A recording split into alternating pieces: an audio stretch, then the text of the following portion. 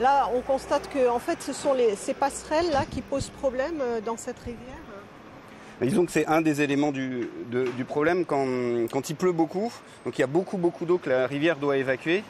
Et comme la rivière elle est très canalisée dans cette forme géométrique rectangulaire, beaucoup d'eau va passer. Donc déjà c'est cette limite-là. Et les passerelles en fait elles réduisent le passage de l'eau, elles réduisent l'espace où l'eau peut passer.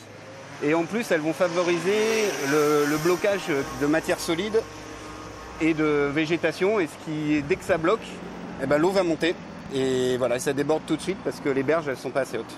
Donc qu'est-ce qu'il faudrait faire en fait?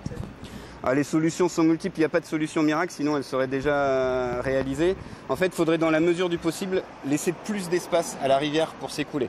Donc là, comme c'est très canalisé, très urbanisé, il faudrait peut-être monter les berges et puis dans la mesure du possible essayer d'enlever ces passerelles et de mettre plus d'espace pour que l'eau s'écoule. C'est toujours ça, l'eau elle a besoin d'espace pour s'écouler, et comme les débits sont très forts ici quand il pleut beaucoup. Et quand on dit qu'il faut uniquement curer la rivière, c'est pas uniquement ça la solution? C'est une solution très ponctuelle qui permettra pas de bloquer toutes les crues, ou de laisser passer toutes les crues. Et en plus, il y a un moment où on ne peut pas descendre trop profond parce qu'après on enlève la pente de la rivière et l'eau s'écoule plus, et donc ça ne marche pas non plus. Et ici, il y a forcément le fond qu'on atteint assez vite parce qu'on est vraiment pas loin du niveau de la mer. Et voilà, il y a certainement une dalle en béton en dessous qui limite le curage. Et ça, c'est un peu partout pareil sur Tahiti?